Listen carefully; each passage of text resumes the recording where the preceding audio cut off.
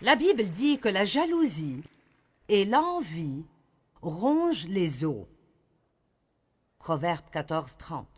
Écoutez-moi, je vous le dis, vous entendez la phrase « être rongé par l'envie ». Et c'est une phrase du monde, mais elle est si vraie. Quand vous êtes jaloux de quelqu'un d'autre et vous ne pouvez pas être heureux pour lui quand il est béni, ça vous ronge à l'intérieur. Et parfois quand je vois quelqu'un d'autre, peut-être même quelqu'un dans le ministère qui a un plus grand succès dans une région que moi, je ne dirais pas que je ne ressens pas cela parfois, mais je résiste. Je ne laisserai pas ce poison dans ma vie.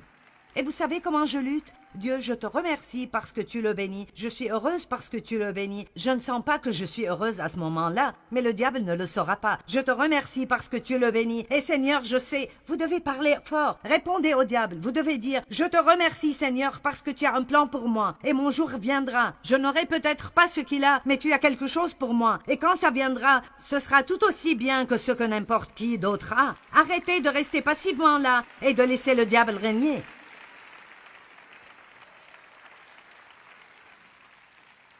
Vous devez juste apprendre à parler comme il faut. Pierre se retourna et aperçut le disciple que Jésus aimait. Pierre demanda à Jésus, « Seigneur, qu'en est-il de lui? Qu'est-ce qu'il en sera de lui? » Maintenant Pierre vient d'entendre qu'il allait mourir une mort violente et qu'il devra souffrir et faire des choses qu'il ne voulait pas faire. Et la première chose qu'il dit est, « Qu'est-ce qui adviendra de lui? »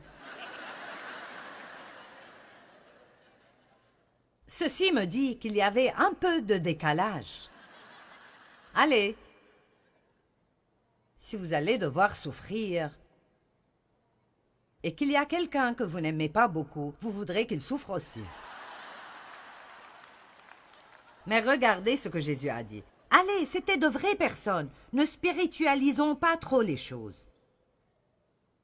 Et regardez comment Jésus lui a répondu. Ce bon Jésus direct et qui confronte.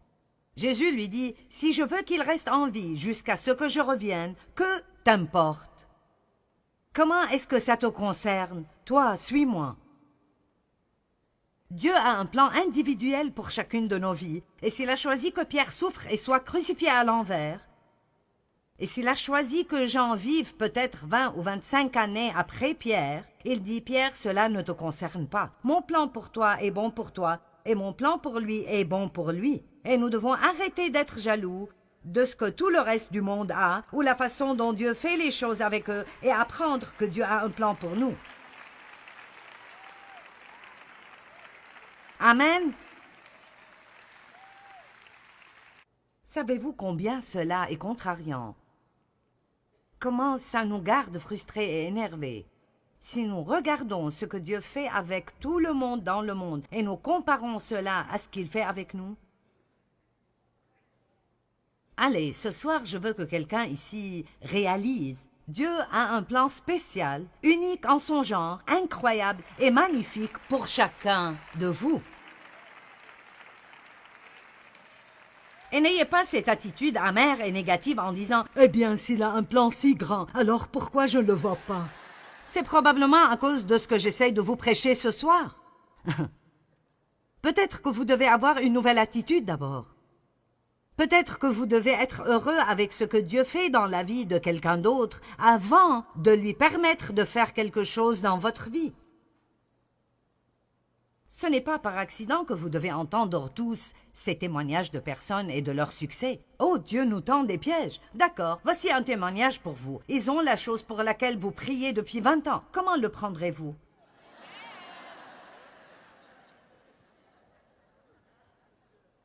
Oh, Dieu ne ferait pas cela. Si, il le ferait. Tellement de choses dans la vie sont un test.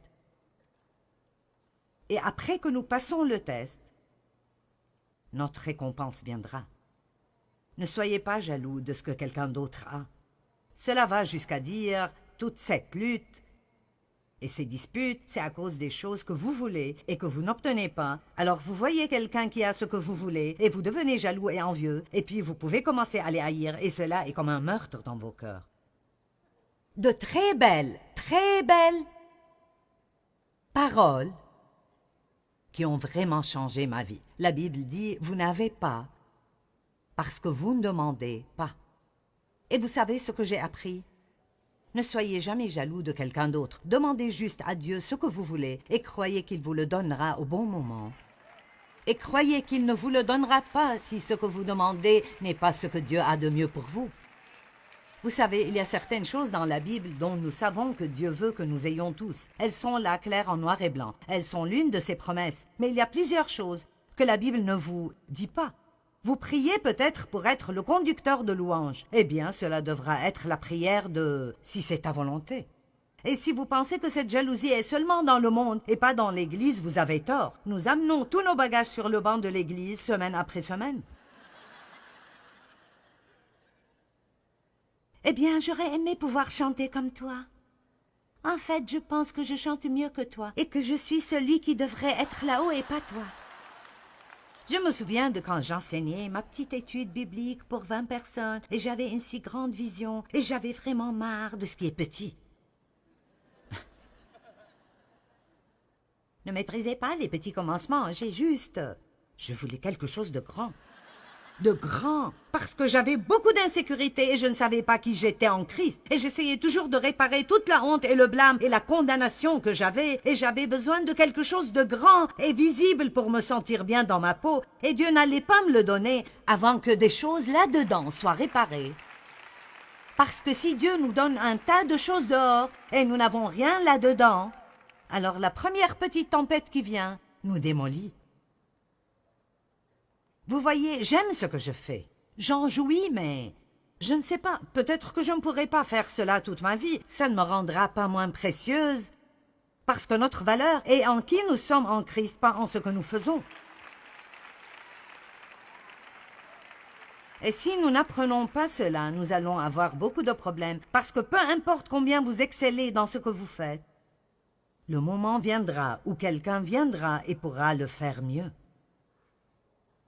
Peu importe combien un coureur court vite, quelqu'un bat son record. Peu importe combien un nageur est rapide, quelqu'un bat son record. Peu importe combien de disques de musique un chanteur vend, peu importe combien de prix il remporte, quelqu'un vient et bat son record. Nous devons apprendre comment aller avec les saisons de Dieu et réaliser que nous sommes tout aussi précieux dans chaque saison. Et si nous sommes assurés de ça, nous serons libérés de la jalousie et de l'envie. Nous n'aurons pas à vivre comme ça. Je crois que ça nous libérera du besoin de comparer et d'être en compétition et d'essayer d'être comme tout le reste du monde.